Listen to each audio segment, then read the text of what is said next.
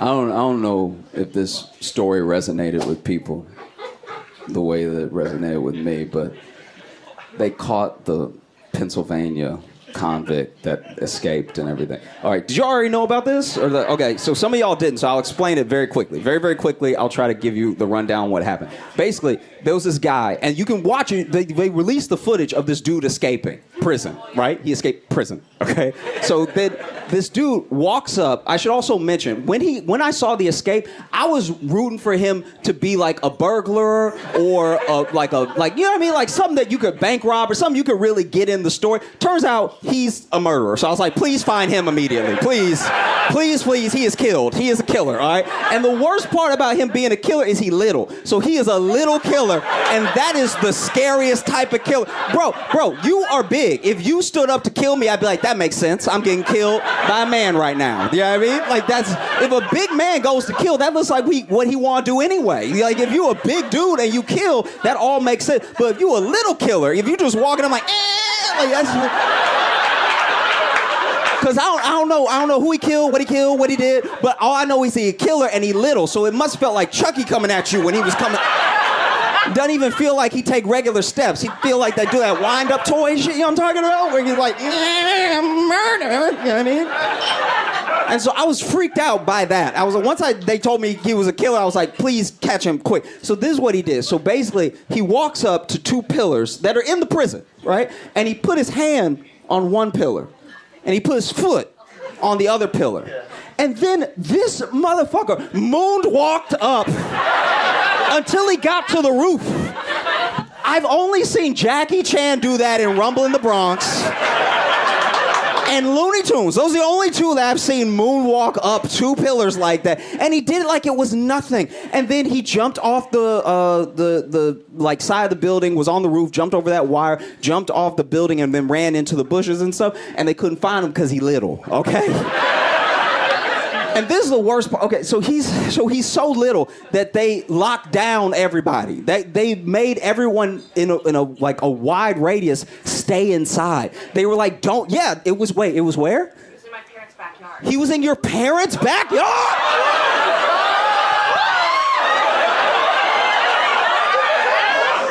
Ooh, okay, all right. So I'm gonna tell them the rest of the story, and then I gotta, no, okay. So I'm gonna tell, so then, okay. All right, so then this motherfucker is out, right? And so then they lock everybody down in a radius because they don't want anybody to leave the house because he's so little, they don't know where he could be. So he's so little that he could be under sinks. He could be in cabinets. They have no idea where this man could be. They were like, don't go outside. Don't go for your little run because when you come back in, he could be in your pants leg. He is just that little. This man is tiny as hell, all right? He's so little. Stay where you are. And they even locked down school. And a lot of people were upset and didn't understand why they did that. But I did. I got it immediately. He little. All he needs is a backpack and he one of the kids. Now he's even harder to find. Is he under a sink? Is he in home economics class? Like, where is it? So then, all right. So then this is as far as I know and what I saw, but I'm going to get a little bit more confirmation in a second. So then the way that they found him was also hilarious because then they found him, right? And they were using this like infrared to track where he could be because they knew he was in the woods. And him being in the woods makes the story even funnier. I'm not gonna lie. Because him being in the woods like a Keebler elf, just like a little murdery, like, you know what I mean? So then they get the infrared. Then they find a pattern that they think is him. Then they release the like manhunt dogs, right? And so I'm not a cop. I don't really know what goes into it, but from what I've heard, this might be bad information. I'm just telling you what I heard, all right? The manhunt dogs aren't like the drug dogs. These dogs only get to go out to do manhunt stuff. So if they not on manhunt, they bored, right? So then they release these dogs. These dogs could not be happier. These dogs were out like, yes! The dogs were, you can see it on dogs' face, this is what we play for! This was the Super Bowl for those dogs, right? They were like, yeah! And so then the dog, one of the dogs caught him, right? And they caught him. Like the dog got him, but got him. Like got him on the head. And the dog biting his whole head is just a testament to how little he is. Like, I'm surprised the dog didn't swallow him. Like, your whole head fit in the dog's mouth like a lion circus act? That's insane. He was in your parents' backyard. So, okay, and for a little while? Or, like, how long was he in? And when he was in the backyard, was he just in between two blades of grass? Like, how did y'all not? Ran through, and, like, cops let them know the next day, but it was like a night. Oh, so he ran through your parents' backyard, and then the cops came to your parents the next day, and they were like, listen, he little and he was here. Which is not reassuring at all. It's like for a cop to come to your house and be like, this little motherfucker was here. And we still don't know where he is. He could still be here, all right? Check your collar. Check behind your ear. Is he there? This was the littlest manhunt we've ever been on. It was like they were looking for Stuart Little. It was crazy. In your parents' backyard, and were your parents, like, freaked out by that? Oh, they weren't freaked out? We locked our doors, so it was fine. Your parents are like, we locked our doors, so it's all good. We closed the windows, it's fine. Was your dad acting, like, tough about it? Absolutely not. Oh, your dad? Okay. I thought maybe your dad would be like, I'm gonna step on that little motherfucker when I see him. Like, no, wow. Ooh. Oh, almost feels weird to change the subject now, but I'm gonna try.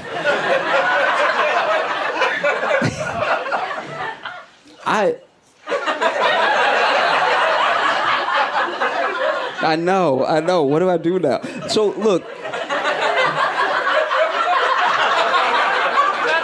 Confidence.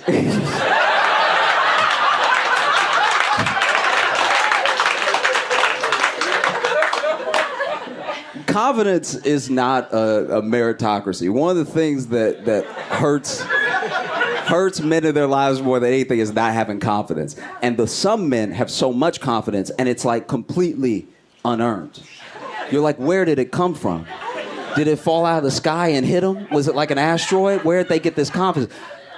I'll give you an example. This happened last night, right? I was on a walk, right? I had just got some ice cream, a little sorbet, okay?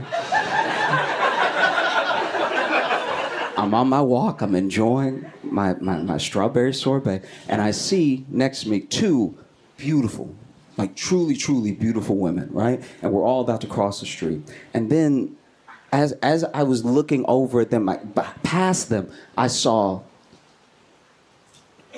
one of the raggiest dudes I've ever seen in my entire life, right? And he was on a bike, but it looked like a city bike, but it looked like it used to be a city bike. You know what I mean? You know, like when a city bike really been through it to where even city bike is like, you can keep this one. We don't even like it looked decommissioned. Like it's like it wasn't even blue anymore. It was just busted looking. And he on the bike, right? And so then it wasn't. I mean, maybe it wasn't even a city bike because it had a chain on. Anyway.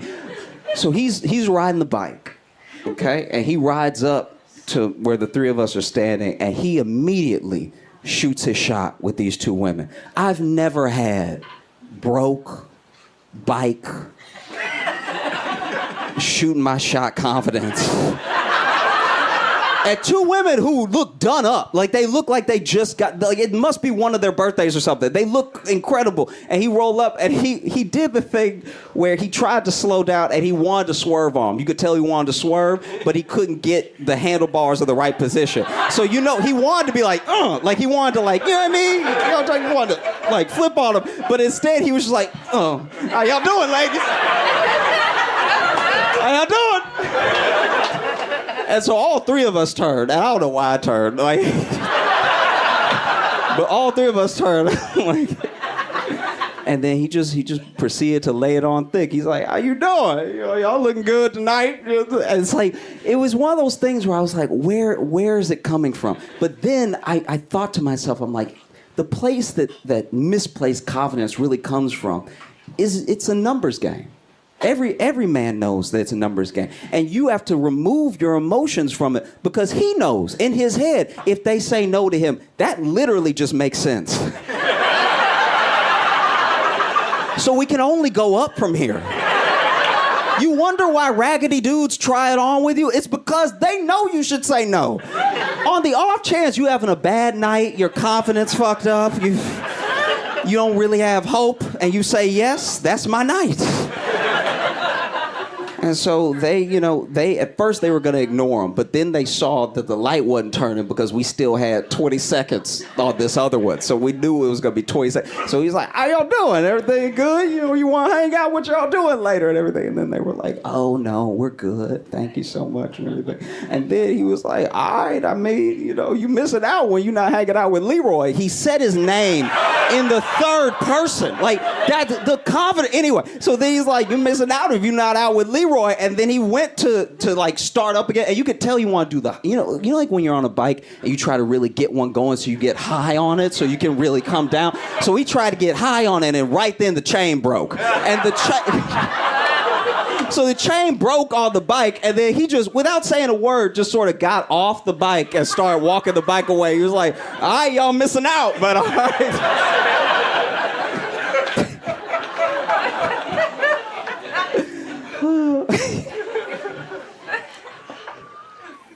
One of my favorite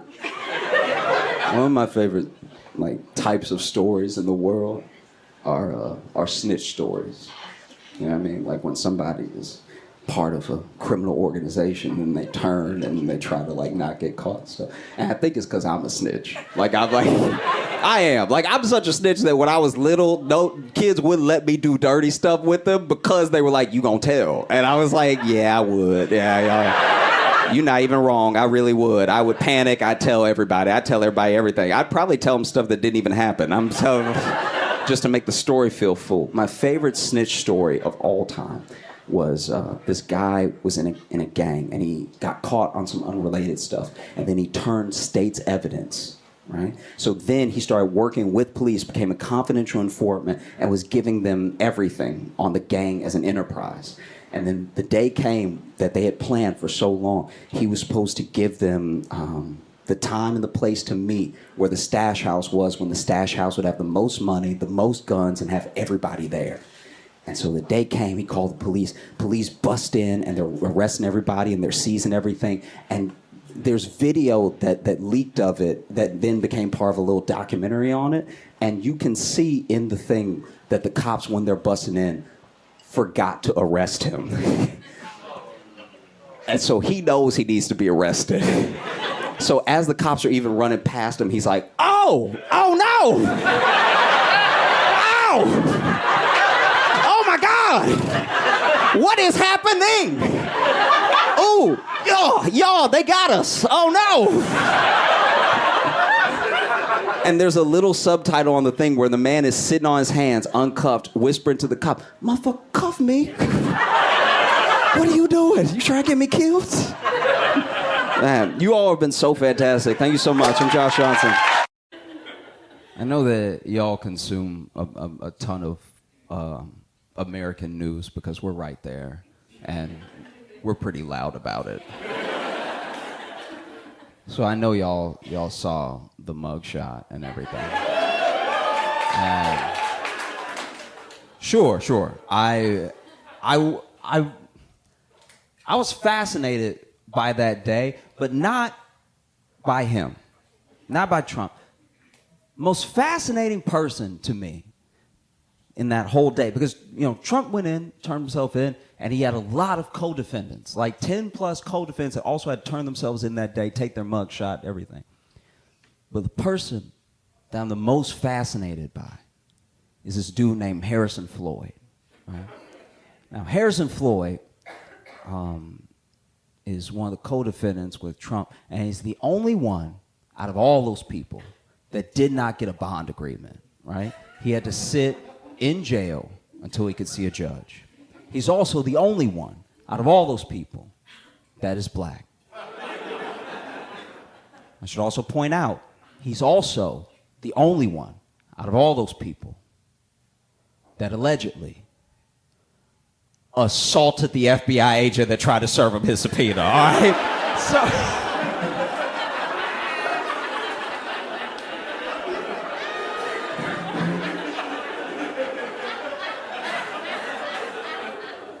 So basically, this dude had to sit in jail because he tried to fight mail, okay? So basically what happens is FBI show up at the door, try to give him his subpoena, he went for the FBI agent's gun, all right? Then he later admitted to police if he had got the gun, he would have shot the FBI agent and killed him.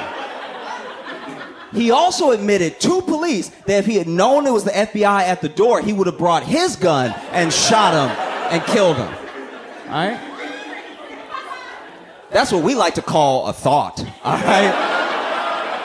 What was he thinking? Never in the history of niggerdom has a nigga been this dumb. This is the most insane thing I've seen in a long time. He must have forgot he was black. What could possibly be going through your head? That was so insane. It was so crazy. It even made me feel bad for Trump for a second. Because how does he not have one single normal black fan? Every time one of his fans that's black makes the news is always going through something, you know? It's terrible. You know, Trump has a reputation as a racist, and he always talking about how he's the least racist person you could ever be. I don't know. After this, I'm inclined to maybe believe him. He'd be hanging out with the black people I would never hang out with. That's... Like, truly, I don't know. This dude like a Statue of Liberty for wayward niggas. This is astounding. He's just standing like, bring me your ashy, your dusty, your dumbass masses.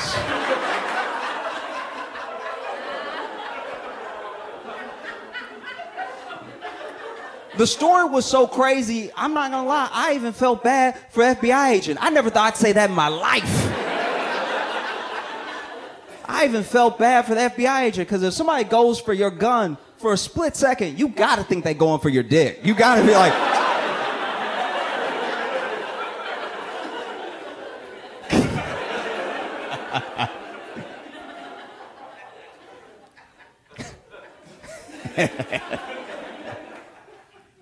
I had this popped in my head out of nowhere. I had this date years ago where we both admitted to each other on the date that for both of us, it was our first date in a year. And it was really great. That was such a great thing for us to share, because then we both knew in that moment we were about to be trash. Like, this was... Neither one of us are getting each other's best. We're very rusty. And it actually ended up being a great date. Like, it was a great little hangout. We were getting along wonderfully. The vibe was not there, right? We weren't clicking in that way. But we were like, no, this is like, it's just great to spend time with a cool person, you know? And so at the end of the date, it was like a non-verbal thing. It was just a thing that we were both thinking. We just went ahead and we gave it a shot. Just one kiss, just to see. Because we've been getting along great for 3 hours. What if there's a spark, you know? You don't want to miss out on that.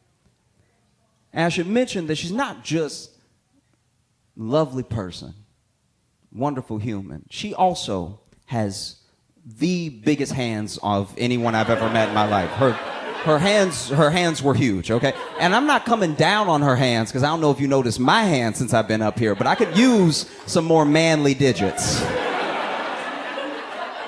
These are not the hands I would have picked if they had been handing out hands.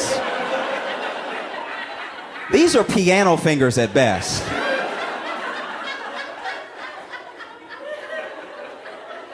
I was jealous of her hands the whole day. We went to an arcade and we were playing whack-a-mole, and she was using the mallet and her hands. She was like...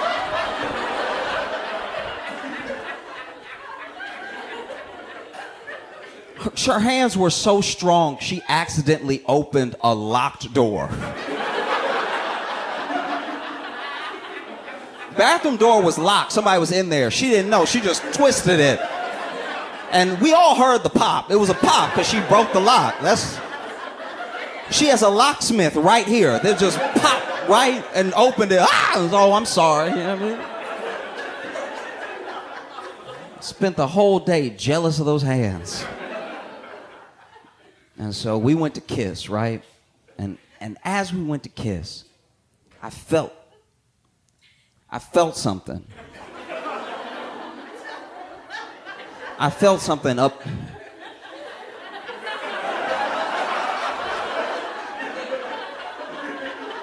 I felt something up the back of my head, and I realized it was her hand. She was cupping the back of my head with her hand. I've never been cupped before. I didn't even know that was a move people were doing in real life. Like, and if you were far away, it must have looked like my whole head fit in her hand. It must look like she was cupping a baby in her hand. And then I could feel this. I could feel this pressure from her kiss that was knocking me off balance a little bit. And that's when I realized, I'm like, wait, this bitch trying to dip me.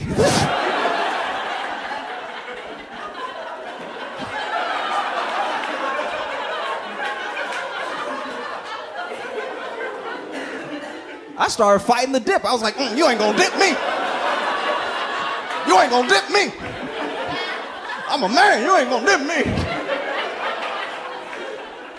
Because think about it, if we have this kiss and there's a spark and we start going out, you gotta establish parameters early. If you let her dip you on the first kiss, the first time y'all smash, your legs will be in the air, bro.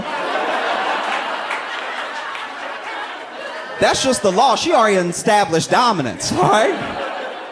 And so I'm fighting, I'm like, you ain't gonna dip me. You ain't gonna dip me. I ain't going. I'm sure I gave her the worst kiss of her life because my core was on fire, so I'm sure I was kissing just like.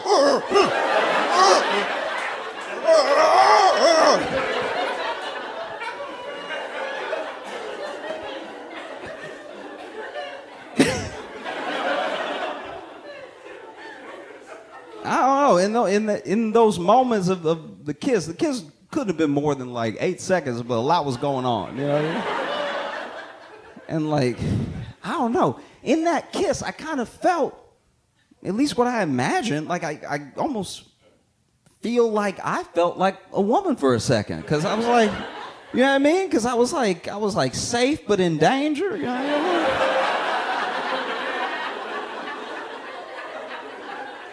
You know what I mean? Like she had me, but she might take me. You know? Who here lives here, by the way? Who here lives in New York? All right. I am not from here. I moved here, and I grew up in Louisiana, which, you know, do y'all remember the first time that y'all had to hardcore ignore a person here? You know what I'm talking about? Where you're just like, I cannot engage with this individual. No good can come of it. Because I remember I grew up in Louisiana, very like hospitable place, taught to be very polite. I moved here from Chicago, even more Midwest, nice and everything. So I moved to the city unprepared. I showed up making eye contact. I was over here smiling at people's face like, hey, how's it going? Just every day. It took me 3 weeks to ignore my first person, all right? That's too long. Living in New York is a boxing lesson you have to teach yourself. You know, just after a couple weeks, I was like, all right, tuck the chin, shoulders out, make a Philly shell. Stay ready. I'll never forget it. The first person that I ever had to ignore in New York, I was on the train, and this guy was asking me for change. And when he approached me, he had one ball out.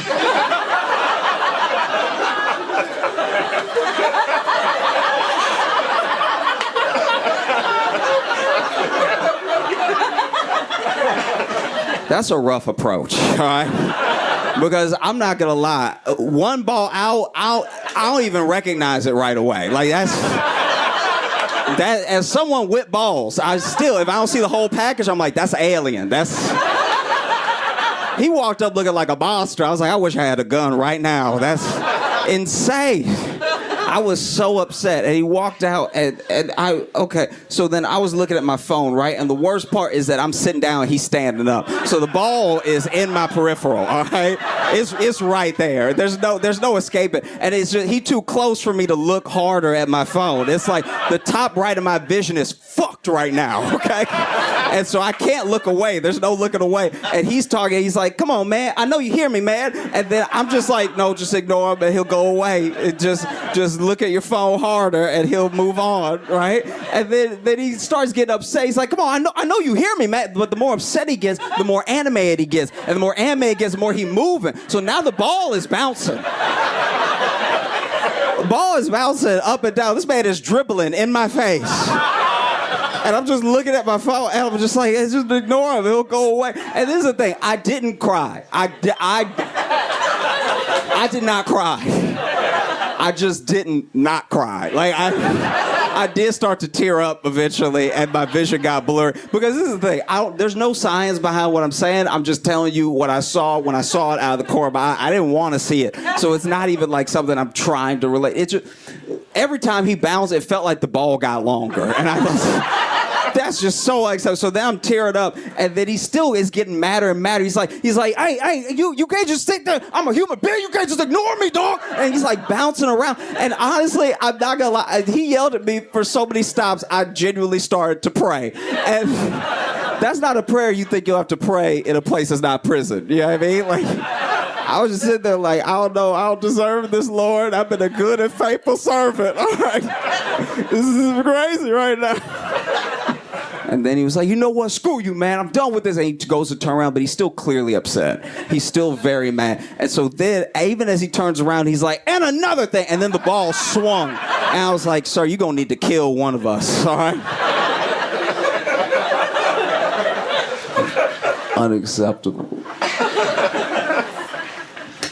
It does feel weird. I don't know if y'all feel this way, but it feels like nothing is actually viral anymore. Like, there's not a shared experience as much on the internet anymore. Like, you'll see something that interests you and it has 2 million views, and then you go to talk to people about it and no one has seen it. Isn't that crazy? Like, your internet is tailored so much to you, so deeply, that it's just your whole experience, which is what 2 million is a lot of views. That means either a lot of people watched it or some very passionate people watched it a lot of times.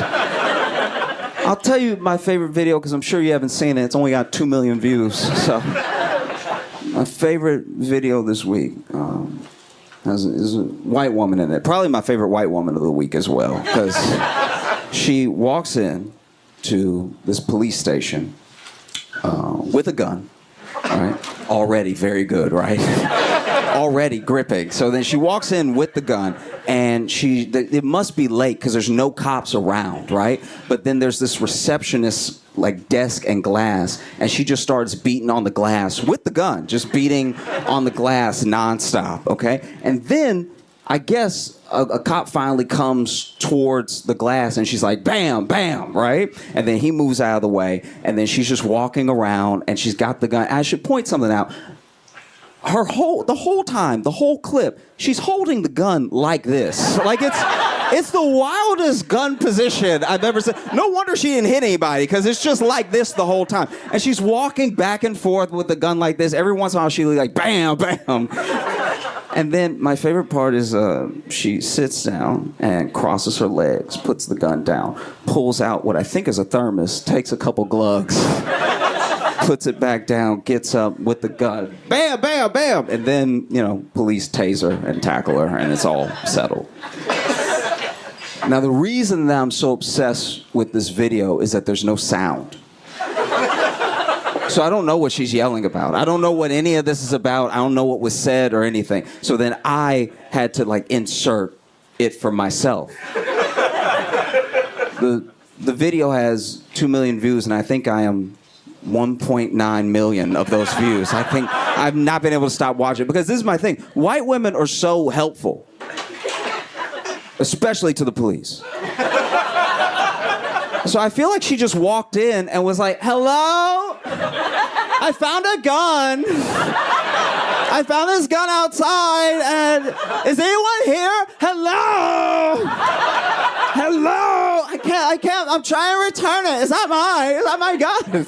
And the cop walked up and she was like, bam! Oh no! Because he startled her and she had a gun, and just like a cop when he gets startled and he shoots. And so they're just like, I'm sorry, I didn't mean to do it. Oh my God, this is so stressful. Oh my God, I love rosé.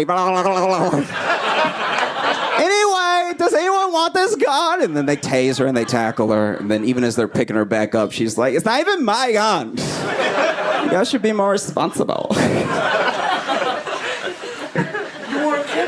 No, I'm not kidding. Dude, yes. When your phones get out of jail, you need to watch this video. I'm not even kidding right now. If we could only put it up. It's genuinely insane. I'm so glad you looked it up right now, because some of y'all are looking at me like, a white woman would never walk into a police station with a gun. Yeah, no, I'm telling you exactly what happened. This is crazy. And she walks in, she's like, hello, bow, bow, bow. Thank you for looking it up. This is like, some of y'all just, wow. You looked me in my eye like, I know a lie when I hear one.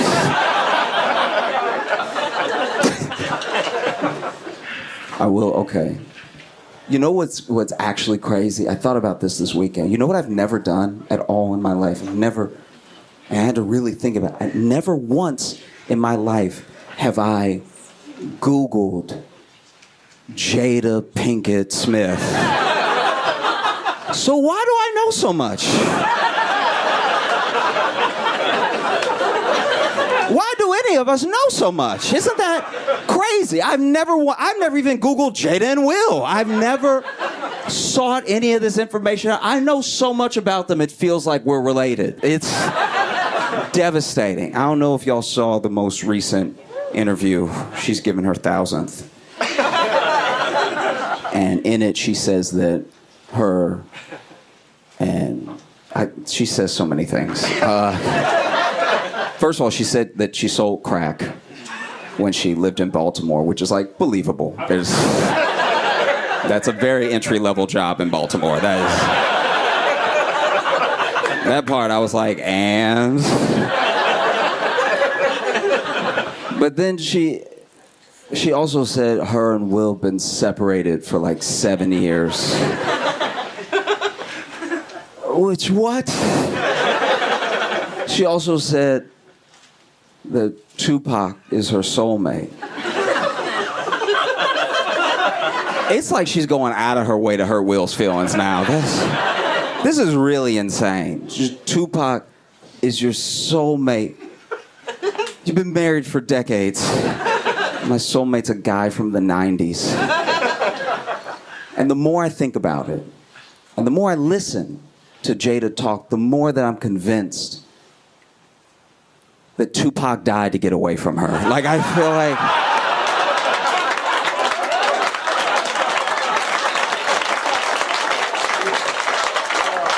Easily. They dated for a while, you know what I mean? And then he got a taste of what Will has lived with. And then he was in Vegas, and he got into it with some dudes on some gang shit and stuff like that. And they shot at him, and he thought about what life would be like with Jada. And so he just leaned into the bullet.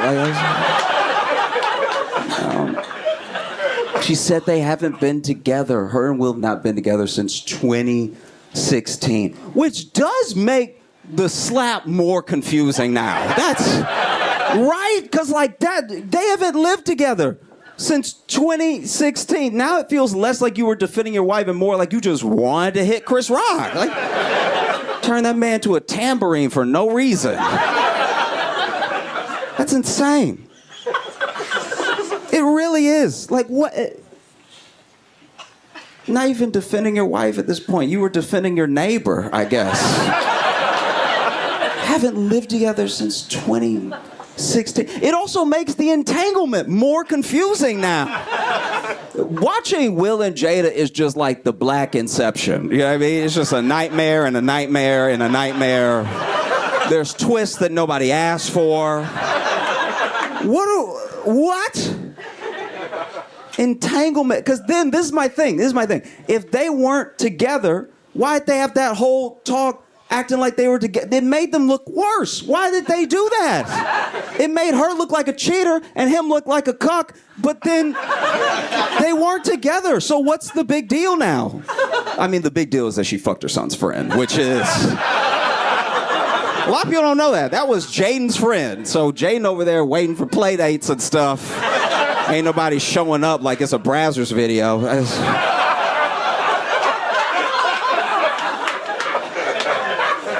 It's so chaotic.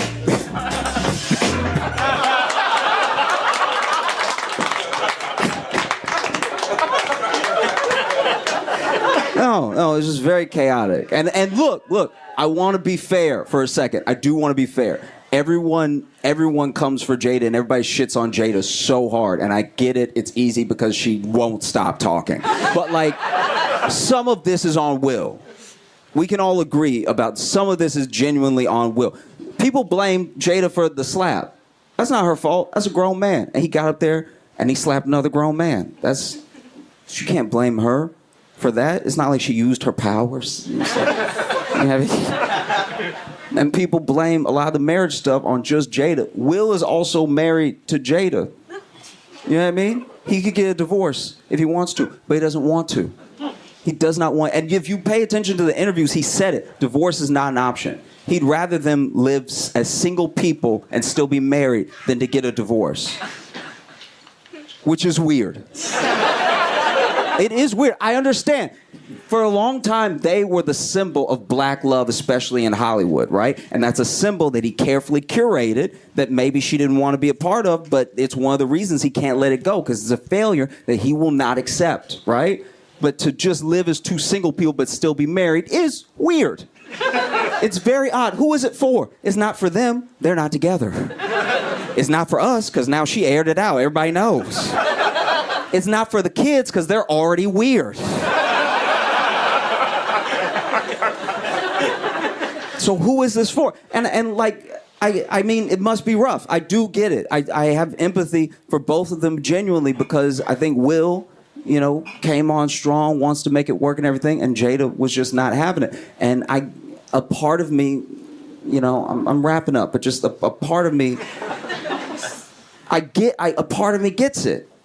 Because if it's not the life that she wanted, it shouldn't be the life she accepted. That's fair. You're an adult in the world, and you make your own decisions, and you need to live by them, right? But also, to be fair to her, I don't have a gorgeous millionaire trying to fuck me and marry me. I don't know. It probably seems pretty hard to turn down. I'm not gonna lie. Like, if Zendaya walked in here right now, and y'all look like you're together, if she told you, bro, if she was like, I want to marry you and be with you for the rest of my life, you'd probably be like, look, I'm in a happy relationship, and I found my happiness. I hope you find yours. I'm not saying it'd be easy to say to her. You probably say it after I do, but but y'all have been great. Thank you so much. I'm Josh Johnson. Have a good one.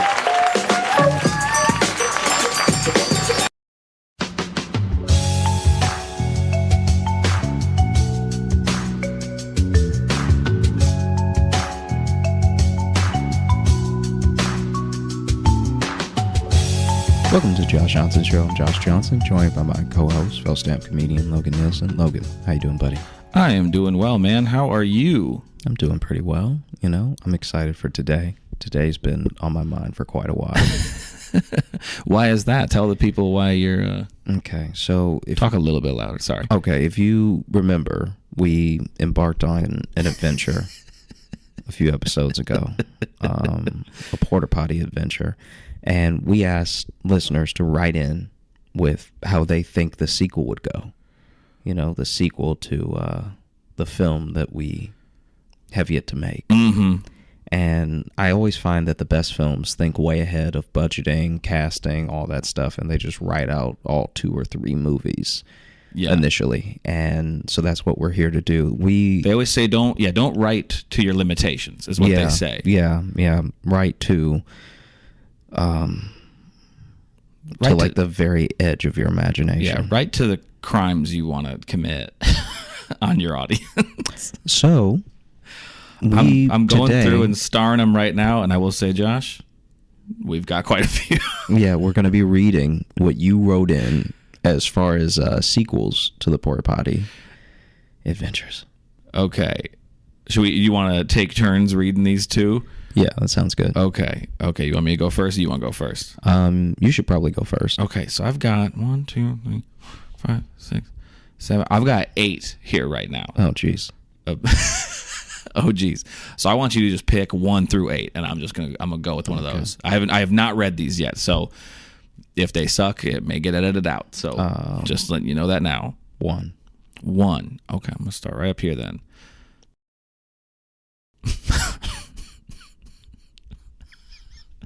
Like I said, I did not read these. This one's mostly just title, so I like this because this is from Vincent, and the title of this email is "2 Porta 2 Potty: Tokyo Skid."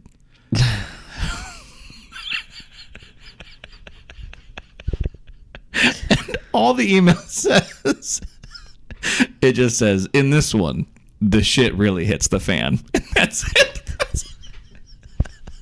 Like I said, I hadn't read these yet, but that's all it says. That's so funny. Wow.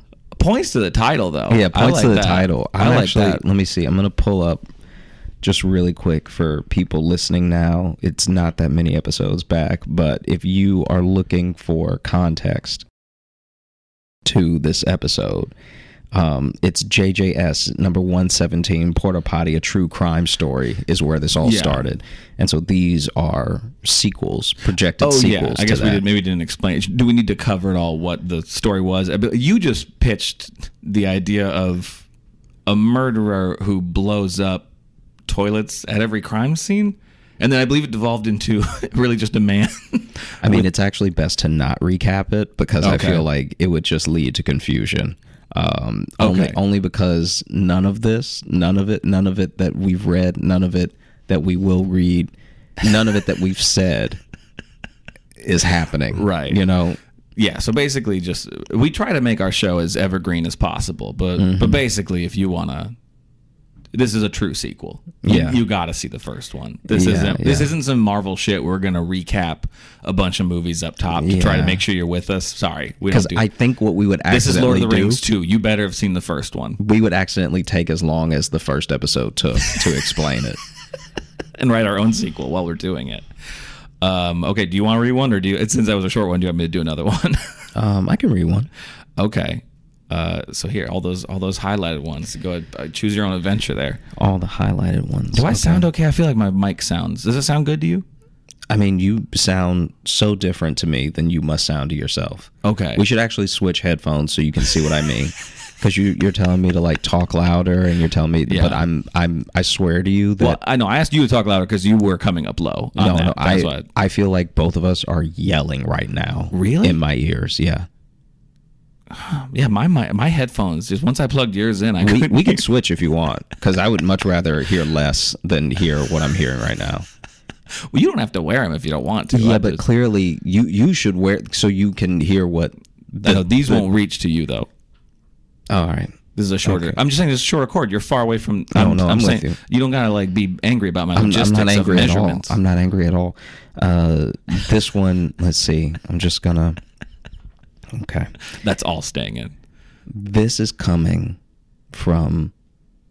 Do you say the name usually? Because I try not to say the name unless they say the name in the email. I tend whatever they sign off, or I tend to just work in like a first name. There is no sign off. So this came from someone with the first name Bria, and that's all we know. Hello. Have you never listened to our show and how I read the emails? No, I know I read the emails, but this is the first time in a long time where there's just nothing to go on except the actual this is email. our 122nd episode, and you're like, do we say names? No, I know we say names, but this might be a real name, and as long as I don't say the last name, then I think we're good. Yeah, that's what I do.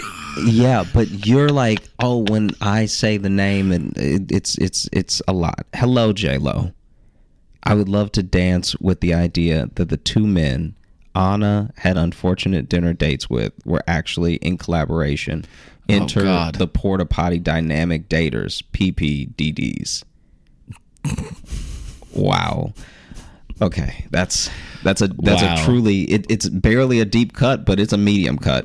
So there's two worlds colliding now. Yeah, so someone has written in and they've combined Anna, who has sent us like emails chronicling the dates that she went on that were horrible, and what we came up with for the Porta Potty Adventures, the true crime story. So a lot is happening right now. The email reads, Foot fetish scares his target into excusing themselves to the bathroom so they can escape an embarrassing situation. And then boom, gray man strikes. Oh, also the title. This is my bad, actually. The title subject line of this email was foot fetish and gray man as the porta potty villains. So that's why it makes sense that it's the Anna and the other thing. Yeah. This is why I don't let it. I mean, I want him to read emails more, but it makes sense why he doesn't now. Boom, gray man strikes. Gray goes BDSM on the bathroom, and together the boys would move from restaurant to restaurant, humiliating their victims, greatly inconveniencing the janitors and staff of the restaurant, and stumping the detectives and police on their trail. Can I say right now that going BDSM on a bathroom is a thing I'm going to start saying? Yes. Be like, man, I ate a lot. I'm about to go BDSM on this bathroom. It's about to be gray, man. I really don't like that. It's about to be 50 Shades of oh no in here. It's really upsetting. I couldn't help putting these two stories together as I've been playing catch up on your most recent episodes, all conspiracy theories / stories aside. I wish the best to everyone involved in these stories.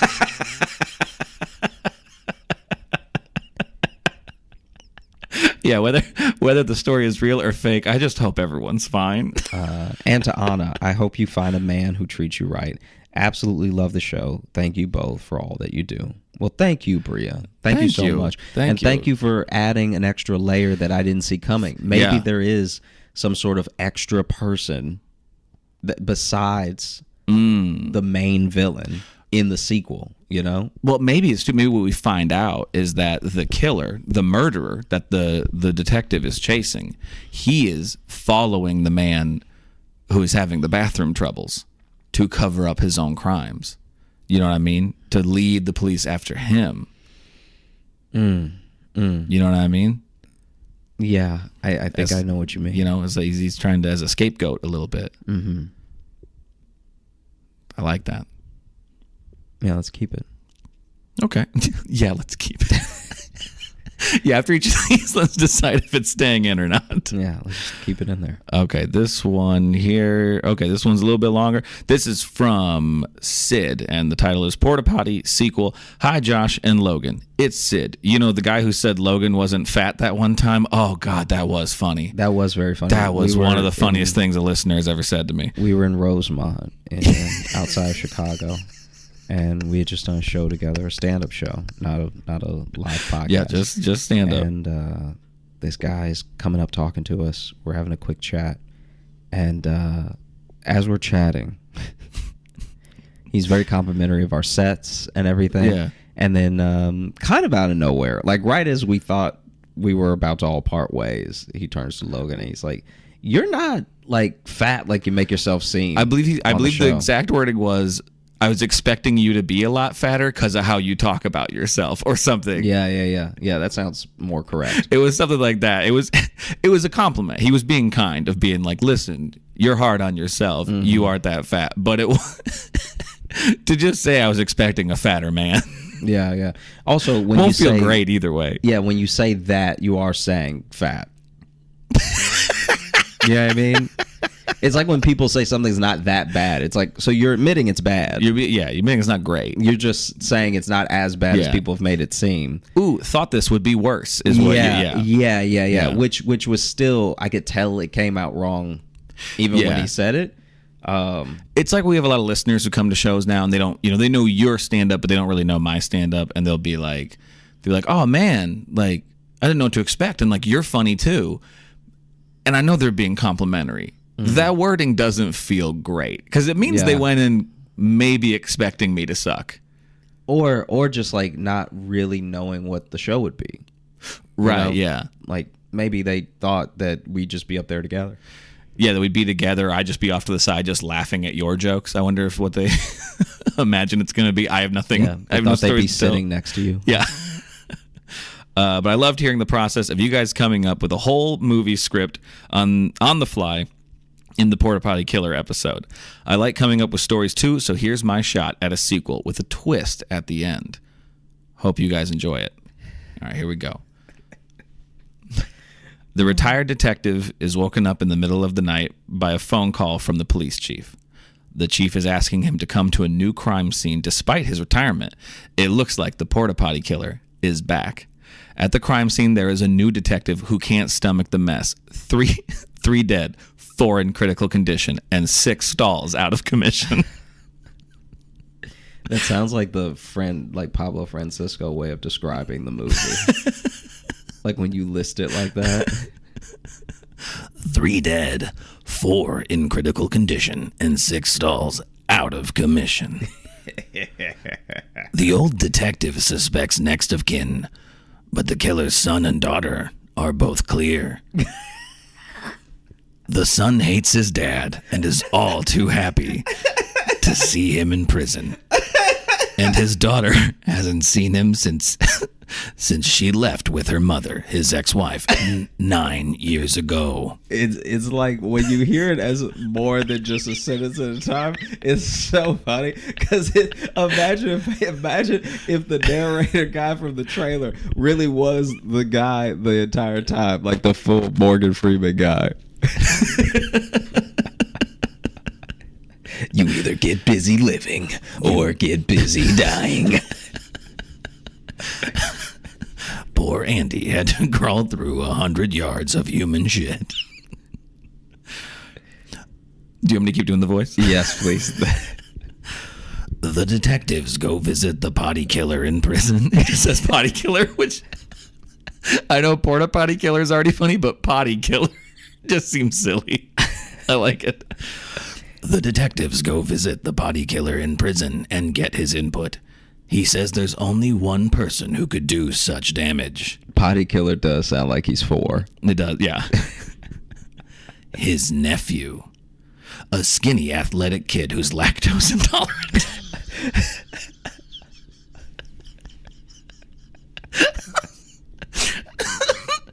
A skinny, athletic kid who's lactose intolerant and has the metabolism of the Flash. He has a twisted mind and he has a twisted mind and digestive system that can eat anything, and it runs right through him. And he's always admired. Twisted mind. A twisted mind and digestive system. And his stomach's in knots. And he's always admired the potty killer.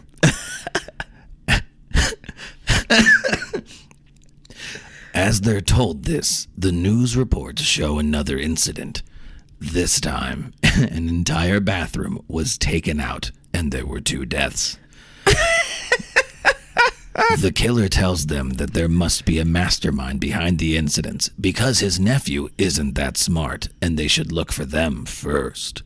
Yeah, my nephew a fucking idiot, so. Listen, he violent, but he's dumb. Look, when I tell you that he ran into some nails when he was little, and one of them went right into his head, he not all there. At the latest crime scene, the new porta potty killer leaves a new calling card. In parentheses, a literal card taped to the wall that says, You'll have a cumbersome mess cleaning up this case. The new detective gasps, now knowing the mastermind behind the new line of crimes is the Punisher, which I believe is my alter ego. Josh is not enjoying this anymore because now there's puns. The old detective calls the police chief asking if he had info on this Punisher guy. Chief says he's heard of him and knows just the guy to catch him. The scene changes to a cryotherapy room with a man in the chamber on his phone. Chief, hey, you busy? Man, what do you think? Chief, right. Well, I hope you're good and charged because we need your help. With, he's back. With help. This time, we need you to put him on ice. Man makes angry grunt noise. Chief, we need you to put him down for good. Man with ice powers who hates puns. It'll cost you double for that slip up. Man with ice powers who hates puns hangs up phone and steps out of cryotherapy ready to take down the Punisher. Wow. What? Yeah, but what happened to the movie accent middle way through? Did you just drop it? Oh no, sorry, I was doing voices because but I did drop it. Oh, okay, gotcha. But it was doing different characters. It felt weird to be like, Chief, hey, you busy? Man, what do you think? That it seemed weird for them to just have the same. So now, okay, this is one of the most intricate callbacks episode now. Yeah, someone has like really listened a lot. This is now like 6 episodes of lore. Yeah. We should be careful to like only do this once in a while. Oh yeah. No, yeah. This is this. If this is anyone's first episode, they're lost. They are absolutely lost. Yeah. They have no idea what we're talking about. Because now it's you and me, and our alter egos are now characters in this movie. Yeah. How do you feel about that? No, it's fine. You seem concerned. No, but it's like I don't. Yeah, I can't even tell you which episodes to go to for some of these. You know how when you really start following comic books when you're a kid, and they're like, oh yeah, the Hulk first appeared, because the Hulk was never in like just Hulk 1. Right, yeah. The Hulk was in like Action Comics 7. Right, yeah, exactly. And so now you have to go back and read Action Comics 7 to see, and then even when you go back to Action Comics 7, it's not really the Hulk. It's like Bruce Banner getting like upset that his coffee order's wrong. Yeah, I think you literally. So that. So the man with ice powers who hates puns and the Punisher, I believe, their first appearance was number 116, Joshy on Ice. The Porta Potty Killer was the next episode in 117, the Porta Potty, a true crime story. I think we talked about all of that again in 50 Shades of Yellow. So like the last 4 episodes. At least. Or I guess there's going to be a Thanksgiving episode in there too. So we'll make sure to not talk about anything lore-wise. Yeah, jeez. Thanksgiving episode. All right. We got a few more there. Your turn. This next one is from Maggie, and it's just entitled Porta Potty, getting right to the point. Right to it. The email reads, short, not sweet.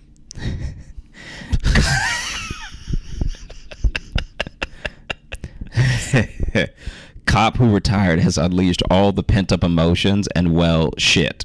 Now can't stop. Becomes the guy he arrested in all the facets you went through in the show. Because he has cop skills and has been close to criminals his whole career, he is much more convincing and good at what he does. He is the true marathon poop cop.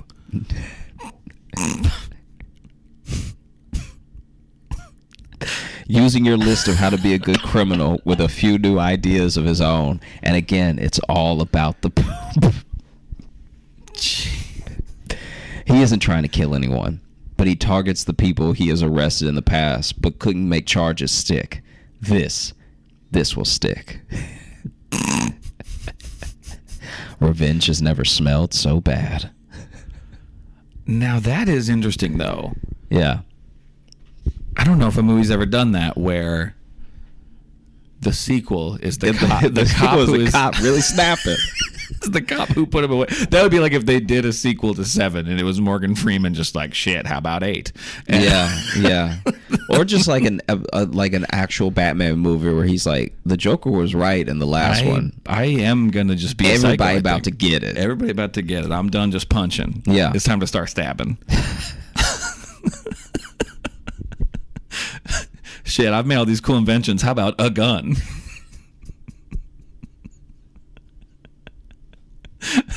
Hey, Lucius Fox, you got some guns for me? I mean, we don't really have those. Morgan Freeman's in this a lot. Yeah. Have you seen when people try to shoot? Have you seen the videos of people trying to shoot a shotgun and then they don't hold it right, so the shotgun flies behind them? Yeah. Okay. That's what I imagine Batman shoots guns like, because he's never really used them. he's never even wanted to pick one up. So that he probably just holding it all lazy and then accidentally shoots and like hits himself in the. Have you seen that video of that person that was shooting a Magnum and then they hit themselves in the forehead? Yeah. Yeah. There's a bunch of those where they just and it's like just pow. There was one that made me laugh so hard because it was this lady with a rifle like on a chair. And she might have been in a rocking chair. This is the dumbest setup I've ever seen, like wannabe deer stand setup. And it was a 'cause chair. A rocking chair is bad for recoil absorption. It's just more recoil. So then it was a chair, and then it was her in a rocking chair, and then she shot the gun. Yeah. But it was really racked up on nothing. She was really just letting it lay on the chair. So when it shoots, it knocks her back and she starts rocking. But then it also made the scope like hit her really hard in the head.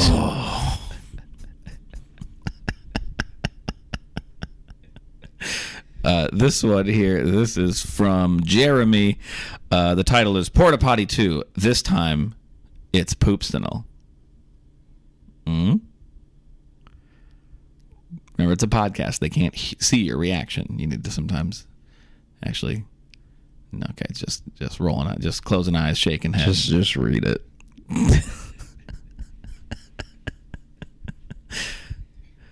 It's been 2 years. Do you want the voice again? Yeah. I didn't bring anything to drink. All right. It's been 2 years since the detective retired from the police force. He's been plagued by the events of the first movie and had to retire early due to intense smell-related trauma. His marriage is in the toilet. And his kids hate him.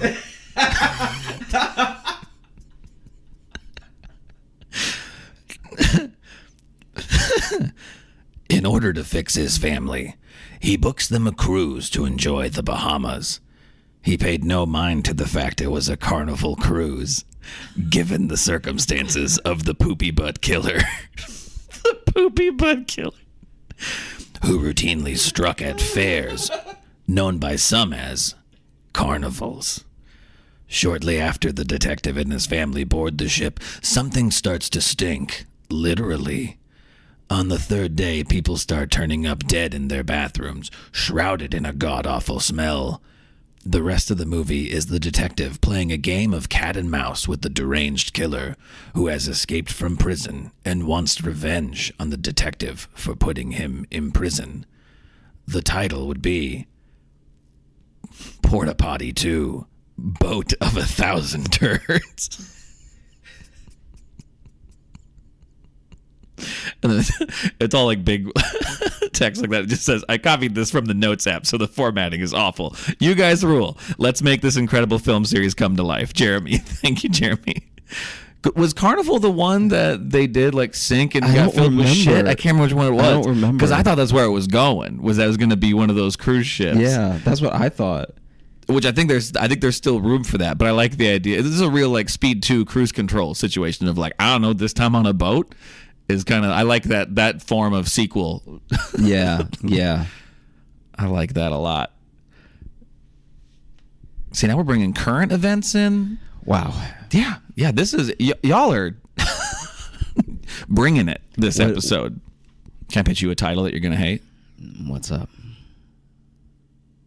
Porta Potty 2, Electric Booty Goo. This next email.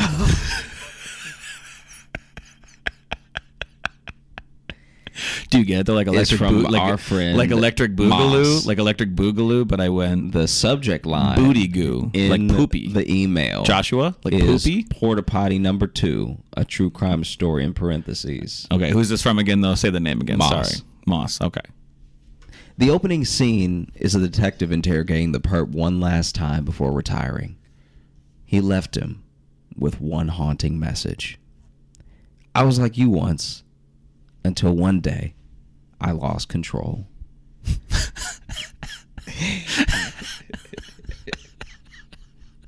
Insert time jump. I was just gonna say smash cut to him running down a hall. No. Insert time jump. The detective is spending time with his family at a water park. Oh. These last two have been wet and wild. He thought to himself that he's been so relaxed since retiring. Maybe a little too relaxed.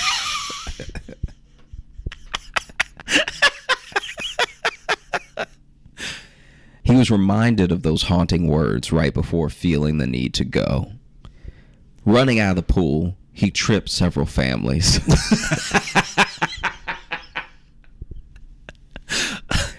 And sent them flying like Mario Kart shells. After he flushes, he noticed something on his hand. Blood. Oh, thank God. Thus begins his trail of toilet terrorism and his collection of bloody toilet handles. His young ex-partner unknowingly is searching after him and turns to the original perpetrator for advice. Perpetrator. I like that. Hijinks ensues. Make it a great day, boss. Make it a great day. Wait, so this is... Okay, so at first I thought this was going to be I thought it was a prequel, but it seems so the insert time jump means... So then this is another one where the detective becomes the killer again. Yeah. Yeah. Okay. I'm literally trying to think of any movie that has done that, where then the cop in the next one is like, oh shit, I'm the bad guy now. Yeah, I'm crazy. I'm really trying to think about it. I really see where he is coming from now. I think they might have done it in one of like the Saw sequels or something. Yeah. Yeah. Didn't one of them like Something become like an that. acolyte or something some of of them Jigsaw or went some into shit? it. Something like that. But otherwise, like, Yeah. I'd love to see that in like a big movie. I think it happened in Saw 3, and I'm pretty sure Saw 3 was not good. I think it was Saw 3 was a different person was the traitor, but I think it happens in one of the later ones or something. I've got 2 more here. I haven't looked at what they say, but I want you to pick the title of the one you want to read, because one is just called Porta Potty Sequel, and the other one says Buttholeless Detective. Yeah, I think I'd like to read the Porta Potty sequel. You like the Porta Potty Sequel? Okay, so here we go. This is a short one here. This is from Tatiana, and the title is Buttholeless Detective. Hey, Jogan, just wanted to say... Oh, this one isn't even... This is just a review, I think. Hey, Jogan, just wanted to say I almost ate shit up the stairs laughing when Josh started going off about the detective without a butthole.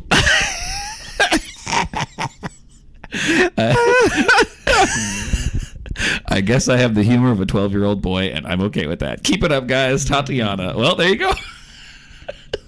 So there's the last one for you. Thank you for that review. Wow. Okay. Can you do me a favor? Since we're on the last one, can you hook my headphones back up? Oh, yeah. Yeah, just especially if I try to do any voices or anything. Okay. I mean, I can do it, too, if you want the movie voice, but... No, it's okay. Okay, let's see. There we go. Okay. It's a very behind-the-scenes episode, too. We're going to have a lot of... This is what happens when you record your podcast in a hotel room. Okay, this one is from Jesse, and it's titled Porta Potty Sequel. First time writing in, and I personally think this is the best episode. Big fan of the goofy point of view on a serious situation type of comedy. My name is Jesse, and the sequel would be as follows. Our hero, after being able to rid himself of the internal issues and taking that well-deserved shower, trudges over to...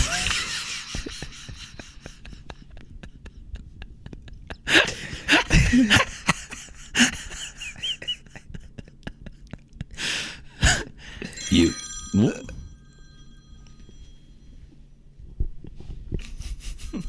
Sorry, getting a phone call now. Yes. Hi, recording with Josh. Oh, sorry. I thought you were going to be done recording. I was going to see what you were up to. Nope, we're in his room recording, so you're safe to go into our room now. Okay, I'm getting ready to head home then. Okie doke. Love you. I love you. All right, Bye. see you in a little bit. I'll cut that out, but... No, don't. Seriously, they need to see what we're like. I'm just a sweet boy who loves his girlfriend. Our Okay, so hero, well-deserved shower, right? after being able to rid himself of his internal issues and taking that well-deserved shower, He can wash away the stink, but can't wash away the memories. trudges over to his bed to rest up for the night. Oh, no. Gets a phone call that wakes him from his sleep with a distressed detective informing him there's been another murder committed in a bathroom, and get this, no toilet handle. Our hero's blood turns cold, his stomach knots up, and fumbles his response to the agent. What do you mean? Yes, sir. This one happened at a gas station a couple of blocks away from the Chipotle. Hero says, thank you for informing me, son. I'll be there in a bit. He hangs up the phone and cries angrily into his hands.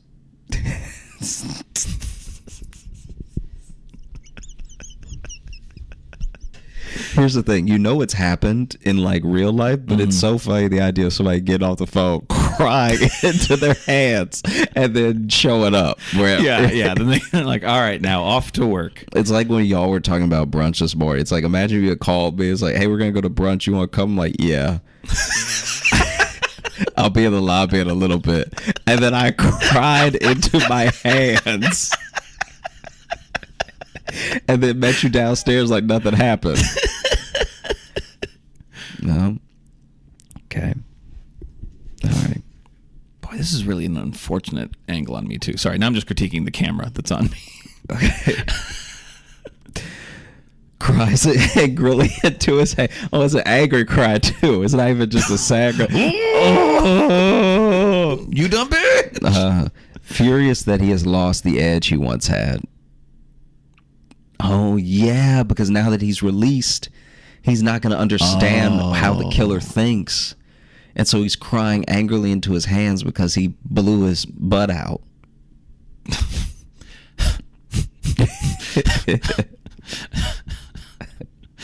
Yeah, he's expressed his skill. He's lost his mojo, baby. The constipation and stomach issues he had were the only thing giving him his drive, but it is gone. An undeserved relief. Wow. That would just be the preface without writing out the whole script. Bullet points as follows would be... Anyway, I have this scene. Other shit happens. Hero goes to the county jail to visit the man he arrested, and the man is sobbing uncontrollably, claiming his innocence. It dawns on Hero that he caught the wrong guy. Throwback to the rule of go to a town where someone may mistake you for someone else. Okay, that's a good one. Also, Hero goes to a station to get back on the case, right? Goes back to a station to get back on the case. Chief says in a typical stereotype cop, you're too close to the case. I'm giving it to Jackson, so Hero goes rogue. You're a loose butthole and you play by your own rules. Yeah. Nobody can trust you, all right? Nobody can depends on you. Look at this guy getting in on it. Hero goes to Chipotle and bribes the workers there for information, using plumbing supplies instead of cash.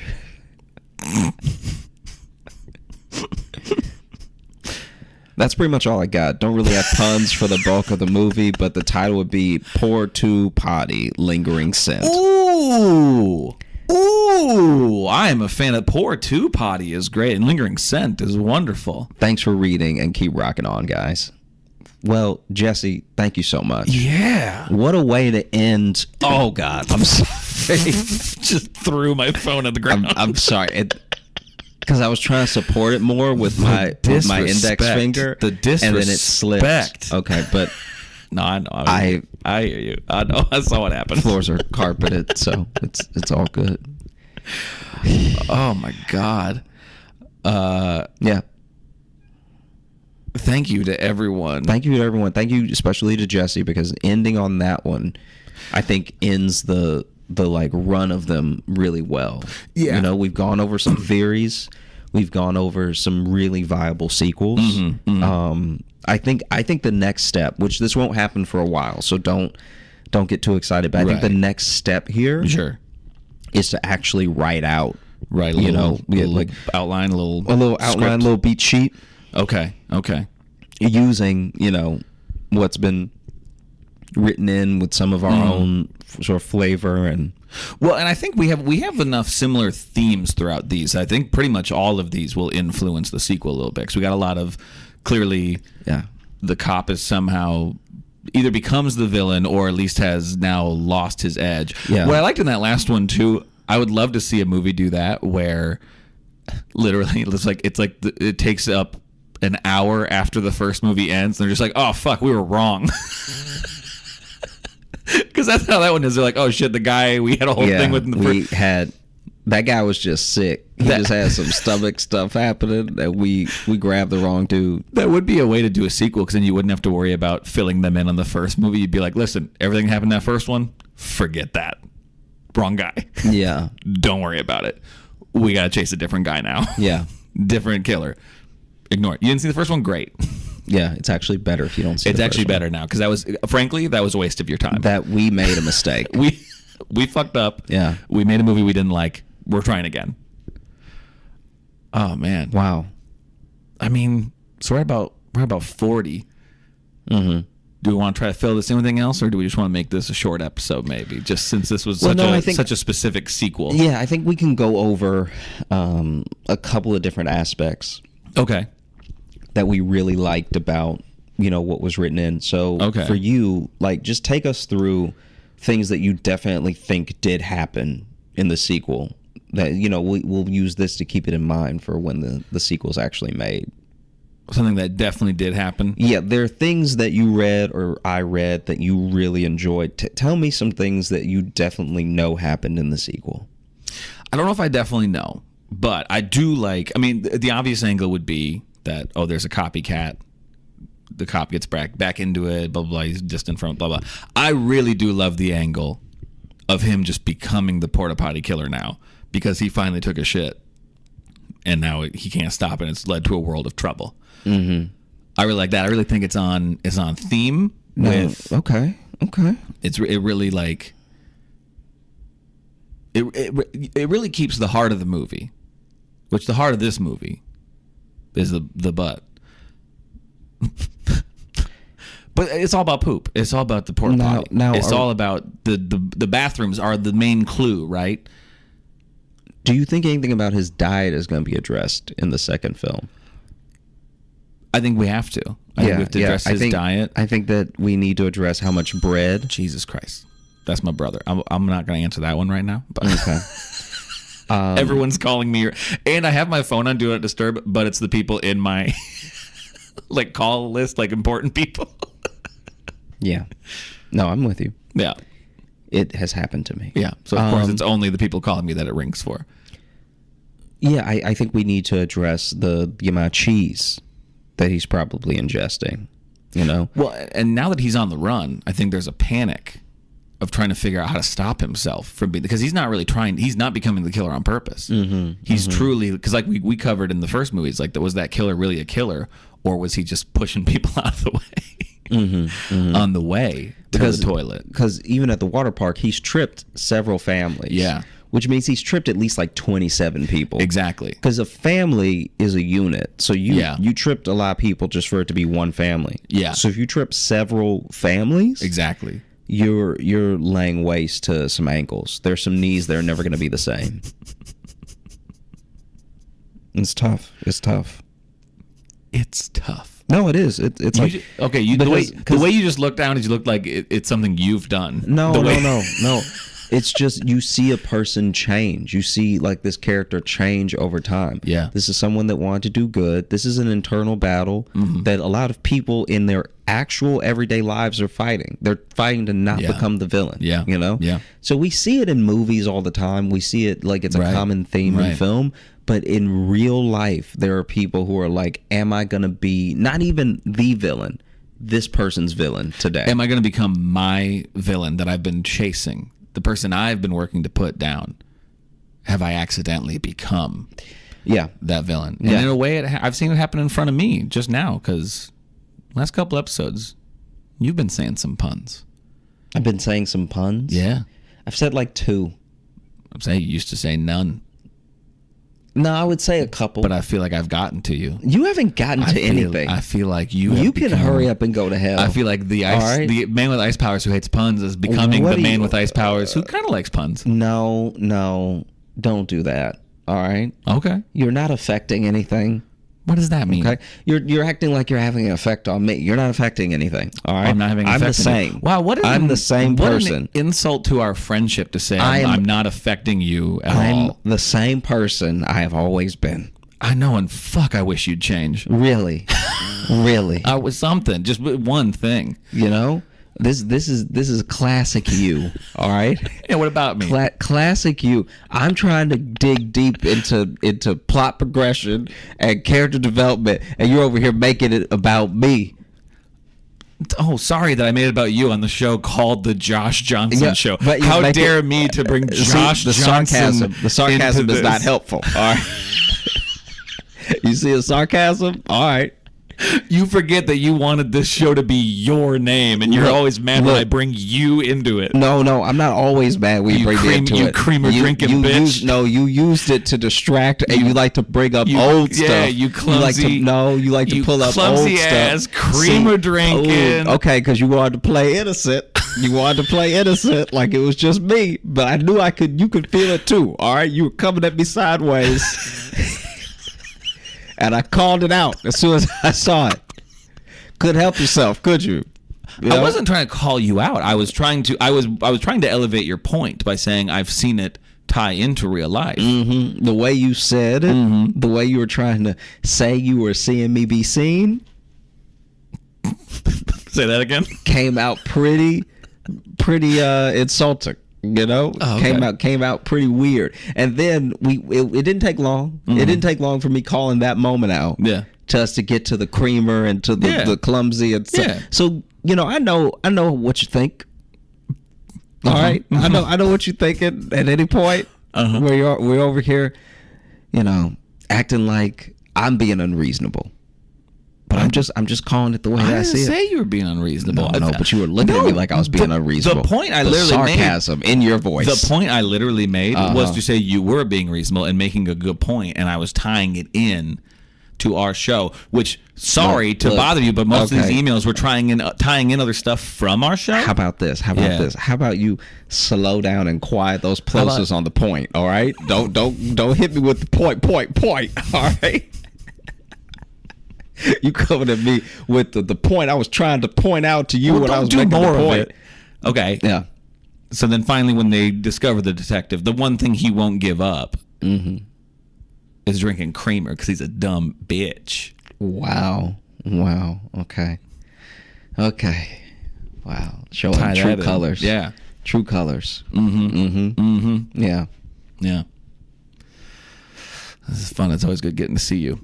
Getting to see the real you is what we're getting to see.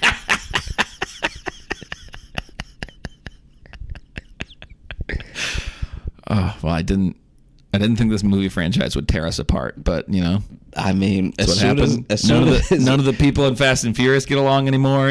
As soon as large amounts of money get involved, people change. Large amounts. We haven't even made the movie or made anything off of it. We're already just assuming it's going to be a hit, so we may as well get to the feud now. Yeah. Fuck it. This is going to be huge. You're dead to me. Before pen ever meets paper. Yeah. What about you? What happened in the sequel for you? I think for me there was a lot of the detective coming to grips with the fact that maybe he got the wrong person, and maybe he understands this person more so than he'd ever want to admit. I feel like I even said that in the initial. I think so. In the initial one, yeah. Yeah. But I think that now it's obvious. Like now, people are almost suspicious of him because they're like, "Why do you know so much about butts? You're not a doctor." You're not a butt detective. Is this a fascination, or is this like a part-time job for you? Why do you know so much? How are you always so good at catching them? Yeah. Maybe it's because you think like them. And so now people in the department are turning on him. You know how sometimes when cops are tired, they have that general respect in their old precinct. Yeah. It's almost like being a senior from your high school, and then you come by to pick something up, and people still remember you, though. Yeah. It's like that. But he doesn't have that. The precinct's turned on him. He was supposed to be a hero cop. This was supposed to be his last job before he retired. And now they're suspicious. They're like, maybe we got the wrong guy. Maybe you're the guy. Maybe it's not even suspicious. They're just grossed out. Yeah. Like once he figured out how to catch him, everyone's just like, Yeah. Ew. Like he knelt down. He knelt down and like no one wants to shake his hand anymore. yeah, no one wants to shake his hand because they start a rumor that he doesn't wash his hands, even though he does. But people are like, no, he don't wash his hands so he can keep his edge. I just had a horrible visual in my head of just like, you know, where they dab their pinky to like lick the cocaine. It's just poopy. Yeah. That's him, all right. I told you it wasn't good. Thanks so much for listening to the Josh Let's Johnson get out of Show. here. Let's get out of here. We did a crime here. The real crime was committed here. We had a great time recording. I hope you had a great time listening. If you are looking to catch up with us on any of the socials, you can find me at Josh Johnson Comedy on Instagram, TikTok, and YouTube. We're going to be posting clips of the show. Yeah. And if you're looking for Logan, You can follow me on Instagram at Logan M. Nielsen. And if you want to get into the mailbag, like all those people did, you can email us, joshjohnsonshow@gmail.com. I can't promise we'll read any more Porta Potty sequels, but I mean, if you got one, you're welcome. we'll put them in a folder. Yeah, we'll hang on to them. I can't promise we'll take up more time. We'll archive them. But when we're ready to tank our show, we'll do this again. And thank you to everybody who emailed in. Those were all very fun. I liked reading all of those. Yeah, we really appreciate that. all of those amazing. all of those were top shelf. So thank you so much for Thank you so sending in. much. I wasn't expecting. I thought we were going to get like 2. But it was like within a week of that episode, we had all those. Wow. And I was like, wow, okay. Oh, jeez. Thanks for listening. Thank you so much. Have a great rest of the day and a wonderful weekend. Hey, thanks so much for watching. Please like and subscribe. It really supports the channel. Hit the bell notification because apparently it's the only way YouTube will tell you that something happened. And just tell a friend. That's the biggest thing you could do. Just tell one person in your life that you like, maybe you don't like, that this video happened to you. We release the podcast every Thursday on all the podcast apps, so you should find us there and subscribe on those and comment and leave reviews and whatever on all of them. And also, if you want bonus stuff, you can join our Patreon, patreon.com/Josh Johnson Show. We have bonus podcasts and videos and stuff there, and we'd love to see you